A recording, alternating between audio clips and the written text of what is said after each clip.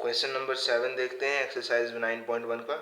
Question from a point on the ground, एक point है ground पे, the angle of elevation of the top and the bottom of top of a transmission tower fix at the top of 20 metre high building are 45 and 60 respectively. क्या बोला? The angle of elevation of the top and the bottom of top of transmission tower, एक transmission tower है जो कि fix है top of 20 metre building पे। ये building है, ये ब्राउन कलर का दिख रहा होगा, और इसके ऊपर जो ये है वो ग्रीन कलर ब्राउन में, ये भी टावर है।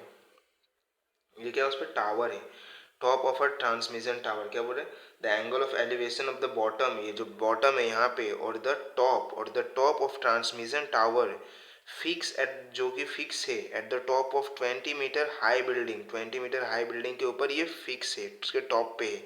तो अब बोला है, पहले क्या बोला है, टॉप बॉटम बोला है, तो ये बॉटम हो गया। तो बॉटम पे से कितना बना रहा है, 45 डिग्री, और ये हो गया टॉप, टॉप पे कितना बना रहा है, 60 डिग्री। तो बोला find the height of tower, तो ये जो टावर की हाइट है, जो ये ए बी है, वो कितना होगा, ये हाइट कितना होगा ट्रांसमिशन टावर का। हमें क्वेश्चन सिंपली यही कह रहा है कि एक 20 मीटर टॉल बिल्डिंग है, उसके ऊपर एक टावर रखा है, ट्रांसमिशन टावर, जो कि ट्रांसमिट करता होगा करेंट, या फिर अलग डिफरेंट टावर हो सकता है। तो वहाँ पे एक पॉइंट है, हमने ग्राउंड पे एक पॉइंट लिया है ग्राउंड पे, और जब यहाँ से हमने देखा इस पे, ये देखा ये पॉइंट, तो ये पॉइंट जब हमने देखा इसके बॉटम पे, अब यहाँ पे ये टॉप ऑफ बिल्डिंग बोल दो या फिर बॉटम ऑफ टावर बोल दो, ये होगा, और ऊपर में क्या होगा, टॉप ऑफ टावर हो गया। तो टॉप ऑफ टावर से बना रहा है 60 डिग्री, और उसके बॉटम से बना रहा है 45 डिग्री। अब हमसे पूछा कि ये जो हाइट है ए बी ट्रांसमिशन टावर का कितना होगा, तो इसमें हमारी अप्रोच कैसा रहेगा फाइंड करने का। अब हमें ये वाली हाइट पता है, 20 मीटर है हाइट ऑफ बिल्डिंग, और ये वाला हाइट नहीं पता है, तो हम इससे क्या ही फाइंड कर सकते हैं। इससे मतलब हम एक रेशियो यूज़ करेंगे, तो हम ये अपोजिट आएगा 10 है, तो हमें यही रेशियो मिलेगा, नीचे का बेस मिलेगा, ये डिस्टेंस। तो इस डिस्टेंस को हम यूज़ करके, ये जो बिग ट्राइंगल दिख रहा है ए सी डी, सिर्फ ये बड़ा वाला देखो, ए सी डी, और डी ए सी का देखो ये पूरा, तो वो ट्राइंगल हम देखेंगे, तो इससे हम ये पूरी हाइट फाइंड कर सकते हैं। अगर ये हम छोटे वाले ट्राइंगल से ये कर लेंगे, और इस ये रेशियो यूज़ करके बड़ी वाली हाइट फाइंड कर लेंगे, और उस बड़ी वाली हाइट में से ये वाली बी सी, जो बी डी बी सी है, वो हम माइनस कर देंगे, तो हमारे पास ए बी आ जाएगा। तो सिंपली यहाँ पे मैंने लिख चुका हूँ, ए बी जो है टावर है, बी सी बिल्डिंग है, और D is the point of elevation from the ground. अब इन ट्राइंगल, ये छोटे वाले ट्राइंगल में angle B C D, right angle at a C.